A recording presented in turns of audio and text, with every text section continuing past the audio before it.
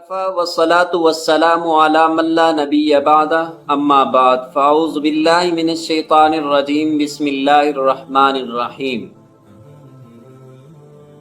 آج میں آپ حضرات کے سامنے اخلاص کی برکت پر کچھ گزارشات بیان کروں گا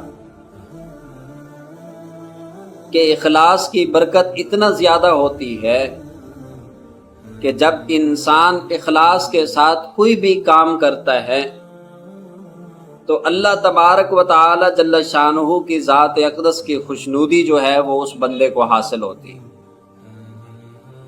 اور اس سے بڑھ کر اور کیا ہو سکتا ہے کہ جب انسان کو اللہ کی خوشنودی اور اس کی رضا مل جائے،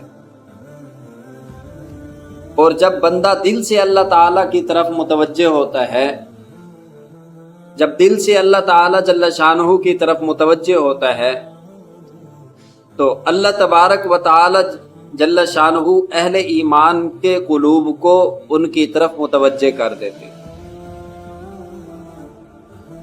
کہ ان کے قلوب کو اس بندے کی طرف متوجہ کر دیتے ہیں۔ اور حدیث پاک کا مفہوم ہے کہ پیارے محبوب پیغمبر علیہ الصلوۃ والسلام کی حدیث حضرت ابو ہریرہ رضی اللہ تعالیٰ عنہ روایت کرنے والے ہیں۔ وہ روایت کرتے ہیں کہ آپ علیہ الصلوۃ والسلام نے ارشاد فرمایا، جس کا مفہوم ہے کہ جب اللہ تعالیٰ کسی بندے سے محبت کرتے ہیں تو جبریل علیہ الصلوۃ والسلام کو کہتے ہیں کہ میں فلاں شخص سے محبت رکھتا ہوں، تو بھی اس سے محبت رکھ۔ کتنی بڑی خوش نصیبی کی بات ہے، اور کتنے خوش نصیب لوگ ہیں ایسے کہ جن کو رب کی رضا مل جائے اور اللہ کی خوشنودی ملنے کے ساتھ ساتھ اللہ تبارک و تعالی جل شانہ کے فرشتے بھی ان سے خوش ہوں۔ کتنی بڑی فضیلت کی بات ہے۔ تو اس لیے جب حضرت جبریل علیہ الصلوۃ والسلام کو کہتے ہیں کہ تو بھی اس سے محبت رکھ، تو حضرت جبریل علیہ الصلوۃ والسلام خود بھی محبت رکھتے ہیں ان سے، اور ساتھ اور فرشتوں کو بھی یہ کہتے ہیں کہ اللہ تبارک و تعالی جل شانہ بے شک فلاں شخص سے محبت رکھتا ہے، لہٰذا تم سارے ان سے محبت رکھو۔ اور جب آسمان کے فرشتے ہی ان سے محبت رکھنے والے بن جائیں تو کتنی بڑی عظیم شخصیت ہیں، اور کتنے خوش نصیب ہیں وہ لوگ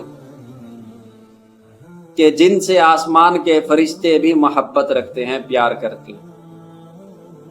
اور پھر ساتھ ساتھ صرف وہیں آسمان پر ہی محدود نہیں، بلکہ زمین پر بھی یہ اعلان کر دیا جاتا ہے کہ رب تعالی کی ذات فلاں شخص سے محبت رکھتی ہے، تم بھی جو اہل ایمان والے ہیں تم بھی اس سے محبت رکھو۔ اور پھر سارے اہل ایمان کے قلوب اس شخص کی طرف مائل ہو جاتے ہیں، وہ ان سے محبت رکھنے لگ جاتے ہیں۔ اسی طرح جب اللہ تعالیٰ کسی بندے سے بغض رکھتے ہیں، اس کے ساتھ بھی یہی معاملہ ہوتا ہے کہ اللہ تعالیٰ جل شانہ اعلان کر دیتے ہیں کہ فلاں بندے سے میرا بغض ہے، تم بھی اس سے بغض رکھو۔ لہٰذا اس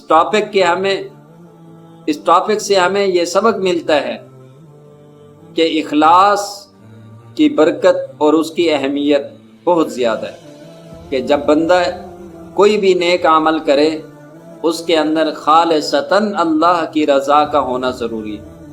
اللہ تعالی ہم سب کو اخلاص کے ساتھ دین کا کام کرنے کی توفیق عطا فرمائے، آمین۔ تیسرے نمبر پر ہے کہ ہمارے عمل کی درستگی کیسے ہوگی، اور ہم جو نیک اعمال کرتے ہیں ان نیک اعمال کو صحیح کرنے کی جو تیسری چیز ہے وہ ہے صبر۔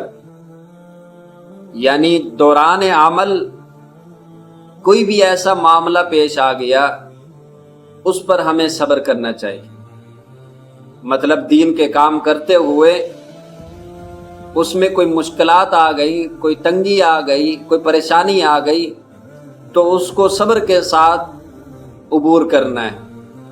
جب انسان صبر کرے گا تو صبر و تحمل اختیار کرنے کی وجہ سے عمل سکون و اطمینان سے ادا ہو. یعنی انسان جو بھی عمل کرنا چاہتا ہے اس میں اطمینان قلبی ہو اور سکون ہوگا.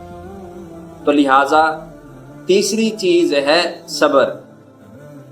یعنی عمل کی درستگی کے لیے 4 پوائنٹس بتائے میں نے.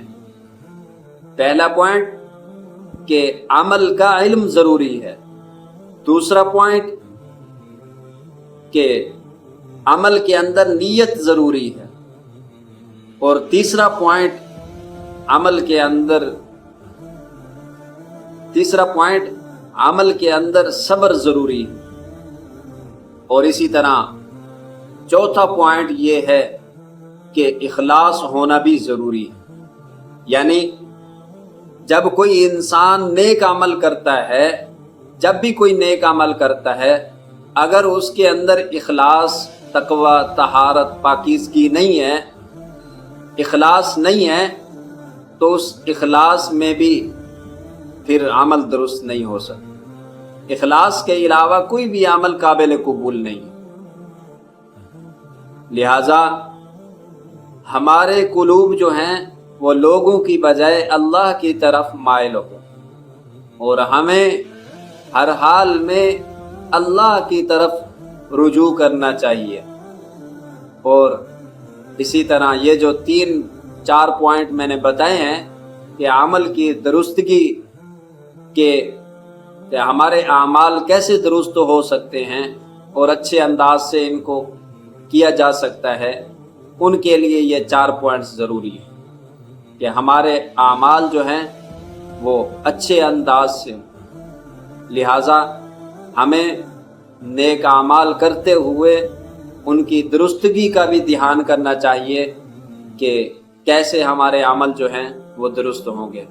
اللہ تعالی ہم سب کو صحیح نیک اعمال کرنے کی توفیق عطا فرمائے.